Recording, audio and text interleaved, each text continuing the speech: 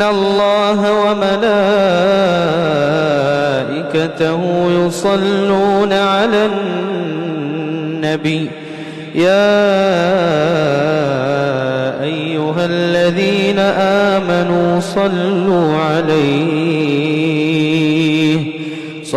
عليه وسلموا تسليما.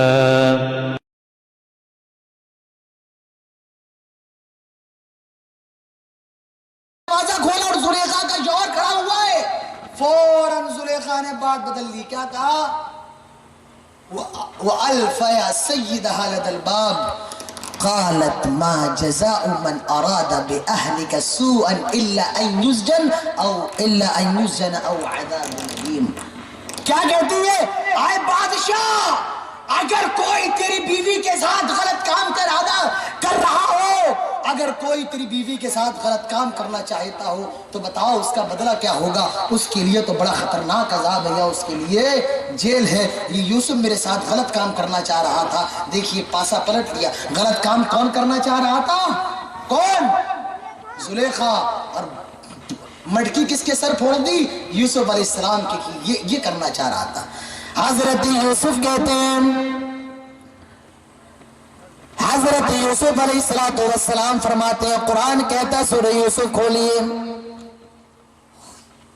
وَأَلْفَ يَا سَيِّدَهَا لَدَى الْبَابِ قَالَتْ مَا جَزَاءُ مَنْ أَرَادَ بِأَهْلِكَ سُوءًا إِلَّا أَن يُسْجَنَ أَوْ عَذَابٌ أَلِيمٌ قَالَ هِيَ رَاوَدَتْنِي عَن نَّفْسِي وَشَهِدَ شَاهِدٌ مِّنْ أَهْلِهَا.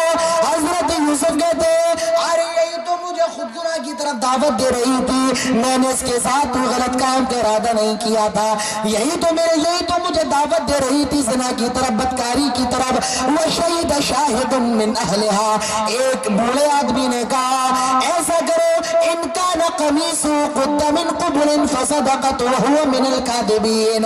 اگر دیکھو، اگر اس کا جو کرتا وہ آگے کی طرف سے پھٹاؤ، آگے کی جانب سے پھٹاؤ تو زلیخا سچی ہے اور یوسف جھوٹا ہے. وَإِنْ كَانَ قَمِيصُهُ قُدَّ مِنْ دُبُرٍ فَكَذَبَتْ وَهُوَ مِنَ الصَّادِقِينَ. اگر کرتا پیچھے سے پھٹاؤ تو سمجھ لینا یوسف تو نردوش ہے، زلیخا ہی گنہگار ہے. فَلَمَّا رَأَىٰ قَمِيصَهُ قُدَّ مِنْ دُبُرٍ قَالَ إِنَّهُ مِنْ كَيْدِكُنَّ إِنَّ كَيْدَكُنَّ عَظِيمٌ يُوسُفُ أَعْرِضْ عَنْ هَٰذَا وَاسْتَغْفِرِي لِذَنبِكِ إِنَّكِ كُنتِ مِنَ الْخَاطِئِينَ. جب کرتا دیکھا گیا کرتا تو پیچھے سے پھٹا ہے. بادشاہ کہتا ہے اور تو تمہارا تو فتنہ بہت زیادہ خطرناک ہے، یہ تم عورتوں کی چال بازی ہے. نوجوانوں، اپنی عزتوں کو محفوظ کر لو، اپنی عزتوں کو بچا لو، اپنی شرمگاہوں کی حفاظت کرو جیسے حضرت یوسف علیہ السلام نے کی تھی. اور حفاظت کیسے ہو سکتی ہے؟ میرے نبی فرماتے ہیں یا معشر الشباب من استطاع منکم الباءۃ فلیتزوج فإنه أغض للبصر وأحسن للفرج. شادی کر لو کیونکہ شادی نگاہوں کو جھکا دیتی ہے اور شرمگاہ کی حفاظت کرتی ہے. شرمگاہیں کیسے محفوظ ہوں گی؟ عزتوں کی حفاظت کیسے ہوگی؟ میرے پیارے ساتھیوں، شادی کر لو. اللہ کے نبی فرماتے ہیں شادی ہو گئی عزتیں محفوظ ہو جائیں گی. اللہ کے نبی فرماتے ہیں اذا تزوج العبد فقد استكمل نصف الدين فليتق الله في النصف الباقي. جو آدھا دین آدمی جب شادی کر لیتا ہے تو اس کا کتنا دین مکمل ہوتا ہے؟ آدھا دین. اور جو بچا ہوا آدھا دین اس میں اللہ سے وہ ڈرتا ہے. اللہ کے نبی کی حدیثیں پڑھیے، قرآن کی آیتیں پڑھیے. جب قرآن پڑھا جاتا ہے تو دلوں پر اثر ہوتا ہے. میرے پیارے ساتھیوں، دلوں پر اثر ہوتا ہے. جب نبی کی حدیثیں پڑھی جاتی ہیں دل لرز اٹھتا ہے، کانپ اٹھتا ہے. لیکن نہ جانے آج ہمارا اور آپ کا کیا حال ہے. آج مجھے معلوم نہیں بہار، بنگال، جھارکھنڈ کے جلسوں کو ہو کیا گیا ہے صاحب. کیا وہ پڑھیے، وید پڑھیے، منتر پڑھیے، چترویدی، یہ تمام چیزیں کیا ہے مجھے سمجھ میں نہیں آتا ہے. کل ایک صاحب نظامت کر رہے تھے تو انہوں نے میرا نام بھی لے لیا کہ میں دعوت دیتا ہوں مولانا عادل ریاضی چترویدی کو. بھائی ہم چترویدی کب سے ہو گئے؟ ہم تو چترویدی کے چے سے واقف نہیں ہیں، ہم تو چترویدی کا تا نہیں جانتے. ہم چترویدی پتہ ہی نہیں کہ ہم کب چترویدی ہو گئے. تو میرے پیارے ساتھیوں اندازہ لگائیے کہ قرآن اور حدیث سے بڑھ کر کے یہ وید اور یہ منتر ہیں، مجھے بتائیں آپ کیسے بڑھ کر کے ہیں کہ ہمارے قرآن کا مقابلہ یہ کتابیں جن کی کوئی حقیقت نہیں ہے یہ کر سکتی ہیں؟ نہیں، ہرگز نہیں، بالکل نہیں میرے پیارے ساتھیوں۔ اسی لیے قرآن و حدیث سننے کی عادت ڈال لیں آپ لوگ۔ ہاں یہ الگ بات ہے اگر ہمیں اور آپ کو اپنے مذہب کو مقابلہ کرنا ہے، مقابلہ کر کے بتانا ہے کہ دیکھیے ہمارا مذہب یہ ہے، تب تک نظریے سے صحیح ہے کہ صحیح ہے، آپ مطلب مقابلہ کر رہے ہیں اسلام کو اور بڑھانا چاہتے ہیں، لیکن ایک سسٹم بنا لیا جائے اور کانوں کی لطف اندوزی کے ذریعہ بنا لیا جائے کہ صاف سنسکرت پڑھیے اس کے اندر مزہ آتا ہے، تو میرے پیارے ساتھوں یاد رکھیے یہ تو ہمارے لیے تباہی کے راستے اور کچھ نہیں ہے۔ ہمیں اور آپ کو چاہیے قرآن پڑھیں، قرآن سنیں، حدیثیں سنیں، اس میں جو مزہ ہے وہ کسی اور چیز میں مزہ نہیں ہے میرے پیارے ساتھیوں۔ نوجوانوں نیک لڑکی لے کر کے آ جاؤ، نیک لڑکی سے شادی کرو۔ اور نیک عورت ہوتی کیا ہے؟ آج ہمارے گھروں کی عورتیں ہیں، آج ہمارے گھروں کی لڑکیاں ہیں، آج ہمارے گھروں کی بیوی ہے، اگر شام میں آپ ساڑی لے کر کے نہیں آئے تو گھر میں گھسنے نہیں دیں گے، گھسنے نہیں دیں گی۔ آہا، نیک عورت ہوتی کیسی ہے؟ حضرت سارہ کو، حضرت فرعون کی بیوی حضرت آسیہ علیہ السلام کو دیکھیے، اللہ تعالیٰ فرماتا ہے وَضَرَبَ اللَّهُ مَثَلًا لِّلَّذِينَ آمَنُوا امْرَأَتَ فِرْعَوْنَ إِذْ قَالَتْ رَبِّ ابْنِ لِي عِندَكَ بَيْتًا فِي الْجَنَّةِ وَنَجِّنِي مِنْ فِرْعَوْنَ وَعَمَلِهِ وَنَجِّنِي مِنَ الْقَوْمِ الظَّالِمِينَ۔ فرعون کی بیوی حضرت آسیہ یہ اللہ تعالیٰ سے دعا کر رہی ہے، آئے اللہ تو دیکھ رہا ہے فرعون مجھ پر کتنا زیادہ ظلم کرتا ہے، مجھ پر کتنا زیادہ اتیاچار کرتا ہے، آئے اللہ مجھے فرعون سے بچا لے، آئے اللہ مجھے فرعون کے جسم، مجھے فرعون کے ظلم سے بچا لے، وَنَجِّنِي مِنْ فِرْعَوْنَ وَعَمَلِهِ وَنَجِّنِي مِنَ الْقَوْمِ الظَّالِمِينَ۔ آئے اللہ مجھے اس کے ظلم سے بچا لے اور اپنے قریب جنت میں مکان دے دے۔ آئے میری ماں بہنوں، اگر بننا ہے تو حضرت آسیہ کی طرح بنیے، اگر بننا ہے تو حضرت مریم کی طرح بنیے۔ اور مریم یہ حضرت عیسیٰ کی ماں ہے، عمران کی بہن ہے، ہاں عمران کی بیٹی ہے، ہارون کی بہن ہے۔ اللہ تعالیٰ نے حضرت مریم کو بھی مثال بنایا ہے۔ حضرت مریم علیہ السلام کے سامنے جبرائیل آتے ہیں، جبرائیل آتے اور کہتے ہیں مریم تو ماں بننے والی ہے، آئے مریم تجھے بچہ پیدا ہوگا۔ حضرت مریم کہتی ہیں وَلَمْ يَمْسَسْنِي بَشَرٌ وَلَمْ أَكُ بَغِيًّا، ارے مجھے بچہ کیسے پیدا ہو سکتا ہے؟ آج تک تو مجھے کسی غیر مرد نے چھوا بھی نہیں ہے، بھلا مجھے بچہ کیسے ہو سکتا ہے؟ وہ فرشتہ کہتا ہے یہ اللہ تعالیٰ کا حکم ہے، اور حضرت مریم کے پیٹ میں حمل ٹھہر جاتا ہے، روح پھونک دی جاتی ہے۔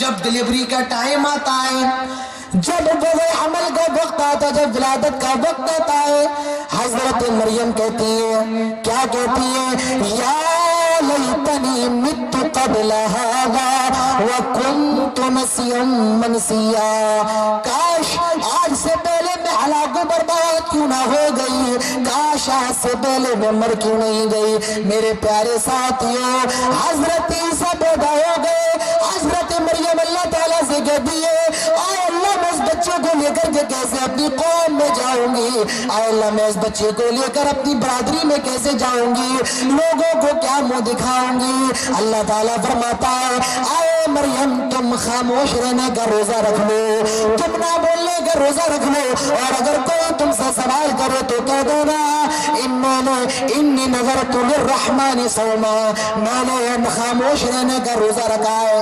حضرت مریم عیسیٰ علیہ السلام کو اپنے ہاتھوں میں اپنے گود میں لے کر کے اپنے گاؤں میں جاتی ہیں، بستی میں جاتی ہیں، لوگ کہتے ہیں آئے مریم یہ تو نے کیا کر ڈالا، آئے مریم یہ تو نے کیا کر ڈالا، یا اخت ہارون ما کان ابوک امرأ سوء وما کانت امک بغیا، آئے ہارون کی بہن، آئے عمران کی بیٹی، تیرا باپ کوئی برا آدمی نہیں ہے، تیری ماں کوئی بری عورت نہیں ہے، یہ تو نے کیا کام کر لیا۔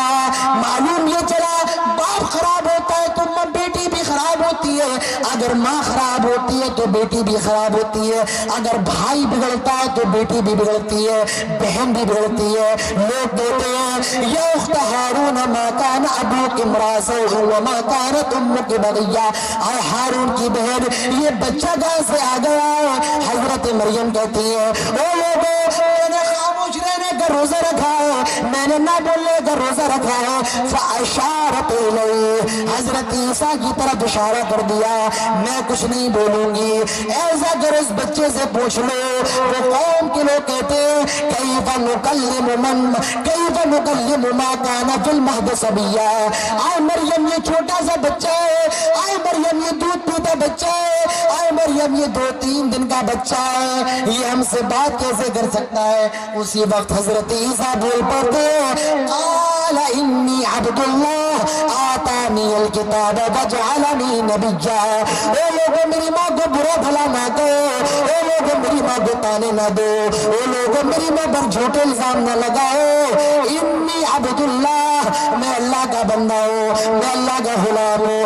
آتانی الکتاب، اللہ تعالیٰ نے مجھے کتاب دی، اللہ تعالیٰ نے مجھے انجیل دی ہے، اللہ تعالیٰ نے مجھے انجیل دی ہے۔ وجعلنی نبیا، اور اللہ تعالیٰ نے مجھے نبی بنایا ہے، اللہ تعالیٰ نے مجھے پیغمبر بنایا ہے۔ میری ماں بہنوں اگر بننا ہے تو مریم کی طرح بنیے، اگر بننا ہے تو حضرت عائشہ کی طرح بنیے، اگر بننا ہے تو حضرت فاطمہ کی طرح بنیے، اگر بننا ہے تو حضرت زینب کی طرح بنیے۔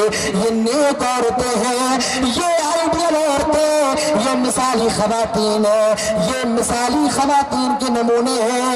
تو میرے پیارے ساتھیوں، اگر اپنے گھروں کی اصلاح کرنا ہے تو سب سے پہلی چیز نیک عورت لے کر کے آ جائیے، نیک لڑکی سے شادی کریے، نیک لڑکی اپنے گھر کے اندر لے کر کے آئیے۔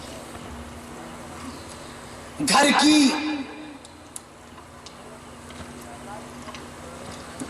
اصلاح کرنے کے لیے دوسرا طریقہ وہ یہ ہے کہ مہمانوں کی مہمان نوازی کیا کریں۔ کیا کیا کریں؟ جب آپ کے گھر میں کوئی مہمان آئے تو اس کی مہمان نوازی کریں۔ اللہ کے نبی فرماتے ہیں من کان یؤمن باللہ والیوم الآخر فلیکرم ضیفہ، اللہ کے نبی فرماتے ہیں جو آخرت پر اور قیامت کے دن پر ایمان رکھتا ہے اس کو چاہیے کہ اپنے مہمان کی مہمان نوازی کرے۔ کتنے لوگ ہیں جو مہمان نوازی کرنے والے ہیں؟ کتنے لوگ ہیں پہلے دن تو مرغا بنائیں گے، دوسرے دن دال چاول کھلائیں گے؟ یہ ہوتا نہیں ہوتا ہے؟ پہلے دن تو خوب مرغا کھلائیں گے، مولانا صاحب آئے، اور دوسرے دن دال چاول کھلائیں گے۔ حدیث کے اندر آتا ہے، حدیث دیکھیے، جاء رجل الى النبي صلى الله عليه وسلم فقال انی مجہود۔ حدیث کے اندر آتا ہے ایک آدمی اللہ کے نبی کے پاس آیا اور وہ کہتا ہے اے اللہ کے نبی میں بھوکا ہوں، اے اللہ کے نبی میرے کھانے پینے کا بندوبست فرما دیجئے، اے اللہ کے نبی میرے کھانے پینے کا انتظام کیجئے۔ اللہ کے نبی فرماتے ہیں جاؤ میرے بیویوں کے گھروں میں چلے جاؤ۔ اس وقت اللہ کے نبی کی 9 بیویاں زندہ تھی۔ اللہ کے نبی فرماتے ہیں ایسا کرو میری بیویوں کے گھروں میں چلے جاؤ اور کہہ رہے مجھے امام کائنات نے بھیجا ہے، اگر گھر میں کچھ کھانے کا سامان ہو تو دے دیا جائے۔ یہ صحابی پہلی بیوی کے گھر میں جاتے ہیں، دروازے پہ دستک دیتے ہیں، اندر سے آواز آتی ہے ما عندی الا ماء، میرے گھر میں صرف پانی ہے، پانی کے ذرا کچھ بھی نہیں۔ دوسری بیوی کے گھر میں جاتے ہیں، اس کے گھر سے بھی یہی آواز آتی ہے ما عندی الا ماء، میرے گھر میں بھی پانی ہے اور پانی کے سوا کچھ بھی نہیں۔ ساری بیویوں نے یہی کہا کلہن مثل ذالک، ساری بیویوں نے یہی کہا، اور ایک بیوی نے تو یہاں تک کہہ دیا والذی بعثک بالحق، اس ذات کی قسم جس نے محمد رسول اللہ کو رسول بنا کر بھیجا ہے، ما عندی الا ماء، میرے گھر میں بھی پانی ہے اور پانی کے سوا کچھ بھی نہیں ہے۔ وہ صحابی اللہ کے نبی کے پاس آئے، اے اللہ کے نبی آپ کی بیویوں کے گھروں میں تو پانی ہے اور پانی کے سوا کچھ بھی نہیں۔ اللہ کے نبی صحابہ سے کہتے ہیں اے میرے صحابہ کون ہے جو میرے مہمان کو اپنا مہمان بنائے گا؟ کون ہے جو میرے مہمان کو اپنے گھر پر لے جائے گا؟ کون ہے جو میرے مہمان کو کھانا کھلائے گا؟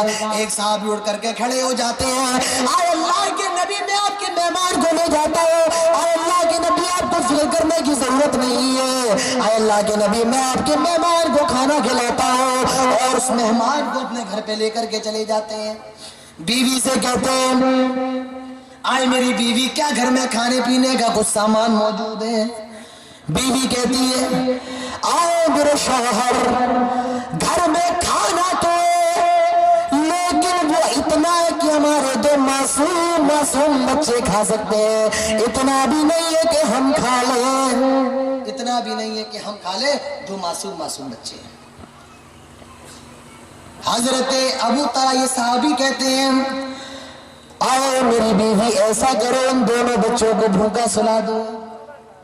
ان دونوں بچوں کو بھوکا سلا دو.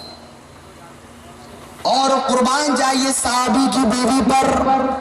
وہ صحابیہ بھی اپنے بچوں کو بھوکا سلا دیتی ہیں. آج کے وقت کی کوئی عورت ہوتی ہاں گلا دبا دو مار ہی ڈالو. تم یہ تو حاتم تائی تھے پوری مجلس کے اندر اور تو کوئی نہیں تھا. تم ہی لے کر کے چلے آئے. تمہارے پاس ہی زیادہ علادین کا خزانہ ہے. قربان جائیے صحابیہ پر اس نے بھی اپنے بچوں کو بھوکا سلا دیا. اب یہ صحابی کہتے ہیں آئے میری بیوی جاؤ کھانا گرم کرو اور میرے اور مہمان کے سامنے کھانا لا کر کے رکھ دو. اور ایک کام کرنا. کہا کیا؟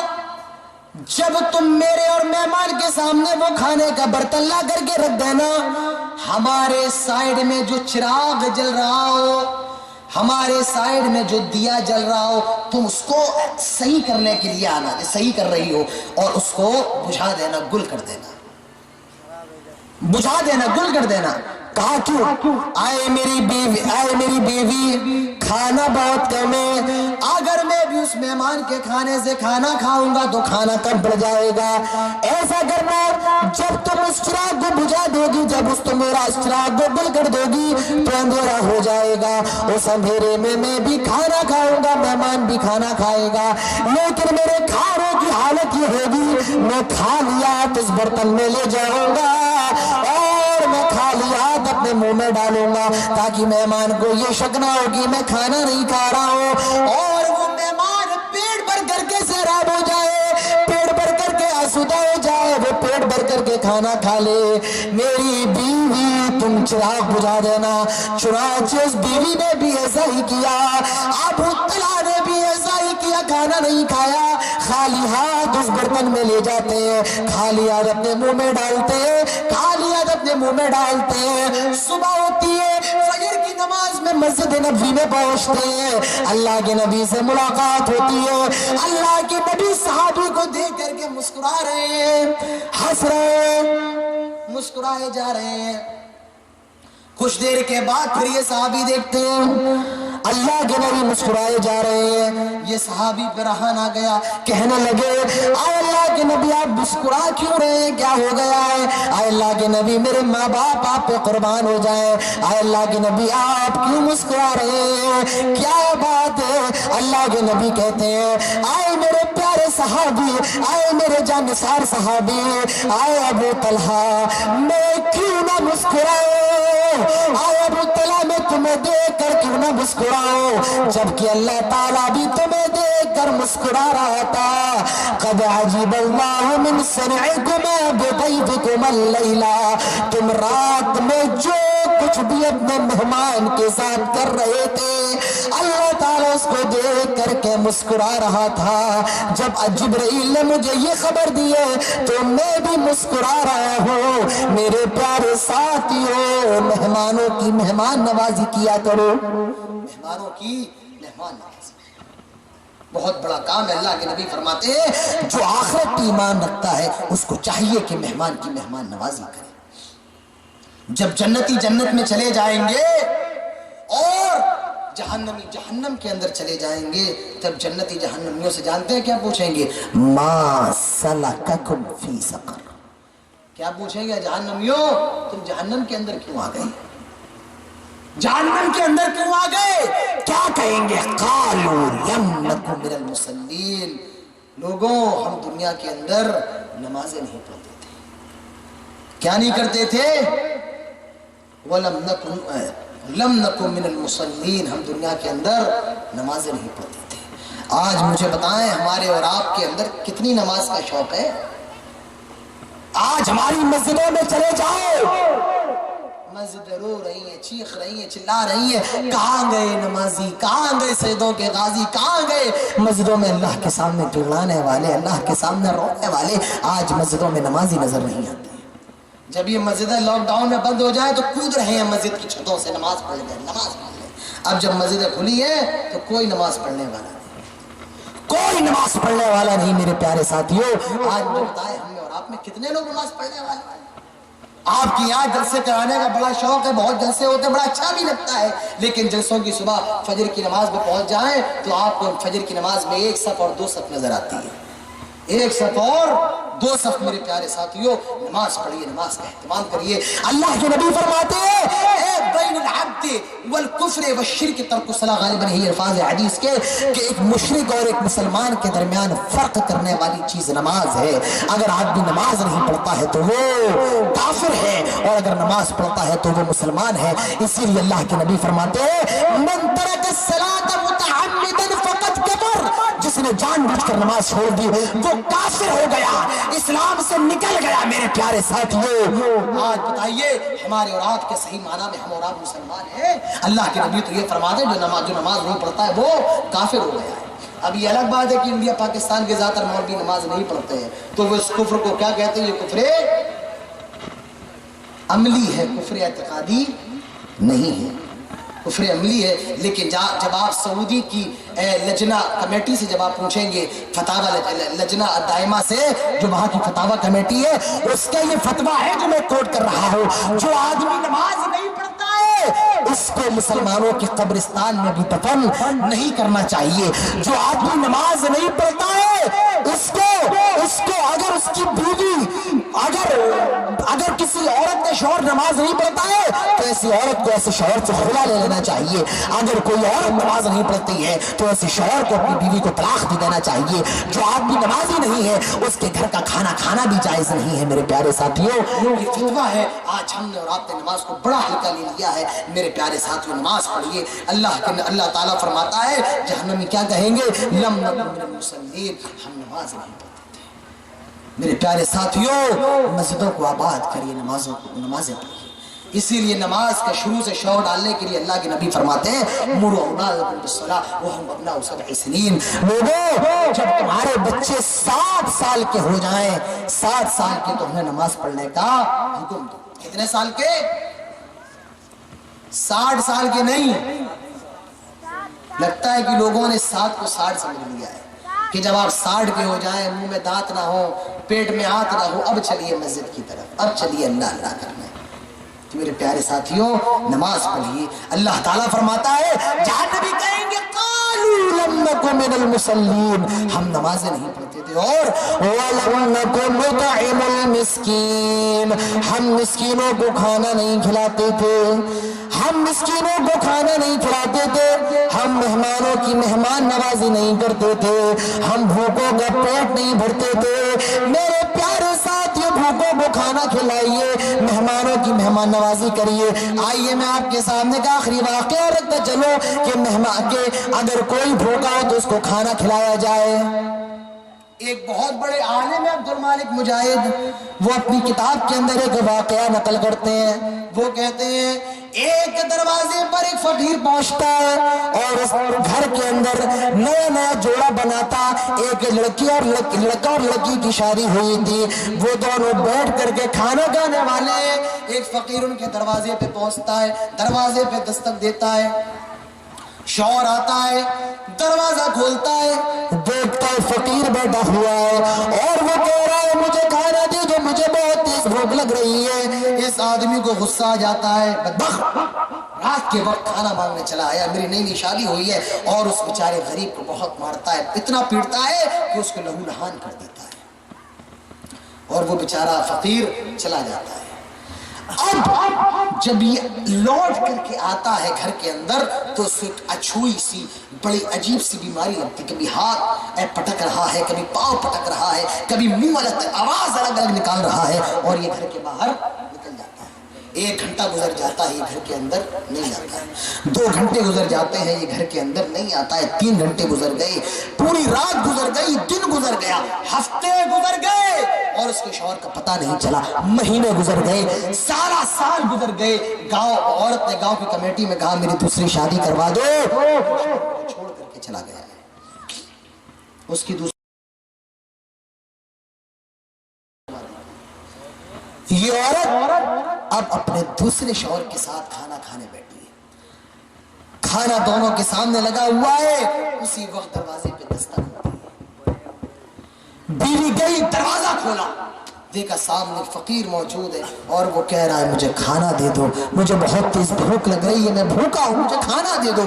اندر آئی، شوہر کہتا ہے میری بیوی کون ہے؟ آئی میری بیوی کون ہے؟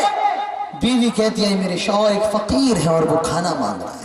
اس کا شوہر بہت نیک تھا، کہا میری بیوی ایسا کرو، یہ جو کھانا یہ جو رکھا ہوا ہے برتن، جاؤ پہلے اس فقیر کو کھلاؤ، بعد میں جو کچھ بھی بچے گا وہ ہم اور تم کھا لیں گے، جاؤ پہلے اس فقیر کو کھانا کھلاؤ۔ بیوی نے وہ برتن اٹھایا، وہ پلیٹ اٹھائی، وہ پیالہ اٹھایا اور اس فقیر کو دے کر کے آ گئی۔ اب جب وہ اندر آئی گھر کے اندر تو اس بیچاری کی آنکھوں سے آنسو گر رہے ہیں، وہ رو رہی ہے، اس کی آنکھیں اشکبار ہیں۔ شوہر کہتا ہے میری بیوی کیا ہوا؟ آئے میری بیوی کیا بات ہے، کیوں رو رہی ہو؟ وہ عورت کہتی ہے آئے میرے شوہر مت پوچھئے، آئے میری بیوی بتاؤ تو صحیح کیا معاملہ ہے، کیوں رو رہی ہو؟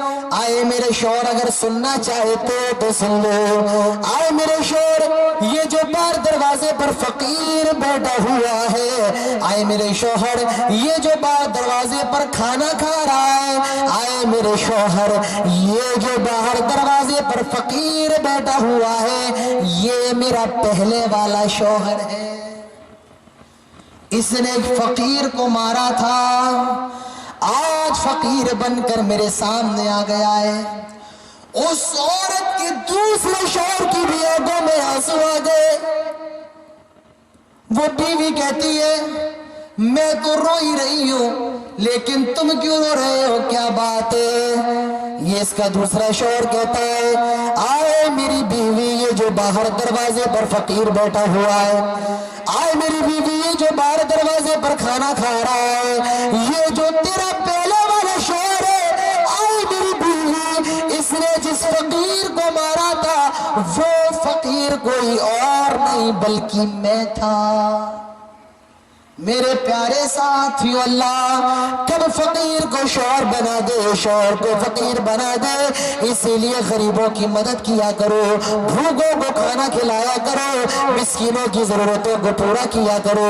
اگر اپنے گھروں کی اصلاح کرنا چاہتے ہو تو گھروں کے اندر مہمانوں کی مہمان نوازی کیا کرو۔ یہ گھروں کی اصلاح کرنے کے لیے دوسرا طریقہ ہے۔ آئیے گھروں کی اصلاح کرنے کے لیے آخری اور تیسرا طریقہ وہ یہ ہے میرے پیارے بھائیوں، اگر اپنے گھروں کو سدھارنا چاہتے ہو تو اپنی بیوی بچوں پر نگاہ رکھا کرو۔ یہ کیا کر رہے ہیں، کہاں جا رہے ہیں؟ اللہ کے نبی فرماتے ہیں کلکم راعٍ وکلکم مسئول عن رعیتہ، او لوگوں تم میں ہر شخص ذمہ دار ہے اور کل قیامت کے دن اس کو اس کی اپنی ذمہ داری کے بارے میں جواب دینا پڑے گا۔ شوہر سے پوچھا جائے گا تیری بیوی یہ کر رہی تھی تو کہاں تھا، تیری بیٹی یہ کر رہی تھی تو کہاں تھا۔ میرے پیارے ساتھیوں، اسی لیے اپنی بیٹیوں پر نگاہ رکھو۔ اور آج میں یہ بات بھی زبان کے دول کہنا چاہتا ہوں، ڈنکے کی چوٹ پر کہنا چاہتا ہوں، میرے پیارے ساتھیوں، آج یہ جو ہمارے گھروں کا ماحول خراب ہوا ہے یہ سب سے زیادہ اس موبائل کی وجہ سے ہوا ہے۔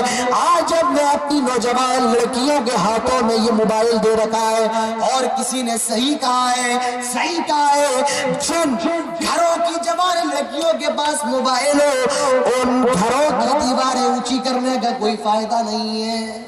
جن گھروں کی جوان لڑکیوں کے پاس موبائل ہو ان گھروں کی دیواریں اونچی کرنے کا کوئی فائدہ نہیں ہے میرے پیارے ساتھی۔